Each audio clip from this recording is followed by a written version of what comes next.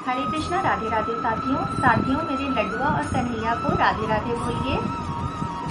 साथियों 31 मई दिन बुधवार 2023 को निर्जला एकादशी का व्रत रखा जाएगा। निर्जला एकादशी जैसे कि नाम से ही प्रतीत हो रहा है, इस व्रत को निर्जल रहकर किया जाता है, लेकिन शारीरिक असमर्थता के कारण यदि आप यह व्रत निर्जल रहकर ना कर सके तो फलाहार से भी आप इस व्रत को कर सकते हैं। साथियों निर्जला एकादशी साल की 4 बड़ी एकादशियों में से एक है। साथियों केवल एक निर्जला एकादशी का व्रत करने से ही आपको साल की सभी एकादशियों का पुण्य प्राप्त हो जाता है। निर्जला एकादशी का व्रत करने से हमें धन, सुख, ऐश्वर्य और शांति की प्राप्ति होती है तथा भगवान श्री हरि विष्णु मोक्ष के द्वार खोल देते हैं। साथियों केवल इस एक एकादशी व्रत को ही प्रतराज की उपाधि दी गई है, क्योंकि एकादशी का एक नाम हरिवासर भी है, यानी कि श्री हरि के वास का दिन। तो ये दिन अपने आप में कितना महत्वपूर्ण और पावनमय दिन है, ये आप पता लगा ही सकते हैं। तो इस एक दिन को आप भगवान को प्रसन्न करने के तरीकों में बिताएं। साथियों एकादशी व्रत के नियमों की चर्चा कर लेते हैं। इस दशमी तिथि को यानी एकादशी से एक दिन पहले दशमी तिथि को रात्रि का भोजन सूर्यास्त से पहले ही कर लें। उसके बाद अगले दिन यानी एकादशी तिथि को आप ब्रह्म मुहूर्त में सुबह जल्दी उठकर ब्रह्म मुहूर्त में नहा धो लें और साफ सुथरे वस्त्र पहन लें। फिर पूरे घर में गंगा जल के छींटे दें, इससे पूरे घर की निगेटिव एनर्जी चली जाएगी। उसके बाद प्रेम भाव से अपने प्रभु को उठाकर पंचामृत से स्नान कराएं।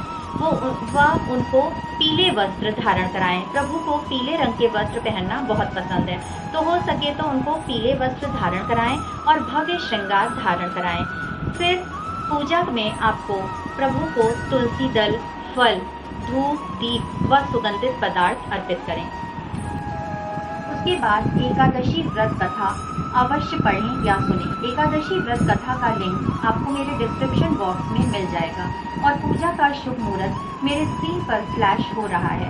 एकादशी व्रत कथा पढ़ने का भी बहुत पुण्य है। कहते हैं इस एकादशी व्रत कथा को केवल पढ़ने या सुनने मात्र से ही आपको 1000 गोदान का पुण्य मिलता है। साथियों इसके बाद आपको एकादशी माता की आरती व कुंज बिहारी की आरती भी अवश्य करनी है। कहते हैं एकादशी में किए गए किसी भी कर्म का फल हमें 1000 गुना होकर मिलता है। अगर हम अच्छे कर्म करेंगे तो उसका भी 1000 गुना फल मिलेगा और बुरे कर्म करेंगे तो उसका भी 1000 गुना फल मिलेगा। साथियों एकादशी के दिन अन्न में पाप का वास माना जाता है और मुख्यतः चावल का प्रयोग निषेध है। साथियों इस दिन ना तो अन्न ग्रहण करें और ना ही अन्न का दान करें। केवल इस एकादशी के दिन आप अन्न ग्रहण नहीं करें और अन्न का दान भी नहीं करें, क्योंकि अन्न में पाप का वास है। तो आप दान में किसी को भी जल, फल, दूध, दही, शक्कर इत्यादि दे सकते हैं। अगर आप निर्जल व्रत कर रहे हैं तो आपको कुछ नहीं खाना पीना है, लेकिन अगर आप फलाहार से व्रत कर रहे हैं तो आप फलाहार ही लेंगे। साथियों अगले दिन यानी कि द्वादशी तिथि के दिन सुबह जल्दी उठ जाएं, नियत समय पर पूजा पाठ करके अपना व्रत खोलें व अन्न दान और जो भी आपको दान करना है वो अवश्य ही करें। साथियों अगर आप इतना भी कुछ भी ना कर सकें तो केवल और केवल प्रभु के पवित्र नामों का जाप ही कर लीजिए, क्योंकि कलयुग केवल नाम अधारा, सुमिर सुमिर नर उतरे ही पारा। कलयुग में इस भव सागर से पार निकलने का केवल और केवल एक ही मार्ग है, प्रभु के पवित्र नामों का जाप। उठते बैठते घूमते टहलते या जैसे भी आपको अच्छा लगे प्रभु के पवित्र नामों का जाप अवश्य कीजिए।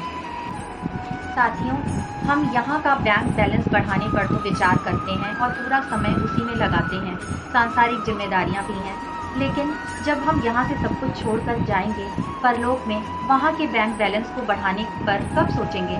साथियों यही महत्वपूर्ण दिन है जिससे हम अपने ऊपर के बैंक बैलेंस को बढ़ा सकते हैं, अर्थात प्रभु के पवित्र नामों का, हरे कृष्णा महामंत्र का जाप अवश्य कीजिए। साथियों यदि मेरा वीडियो आपको पसंद आया तो प्लीज़ ज़्यादा से ज़्यादा सब्सक्राइब कीजिए, लाइक कीजिए और शेयर कीजिए। फिर से मिलते हैं मेरे चैनल कृष्णा माखन चोर पर। तब तक के लिए राधे राधे।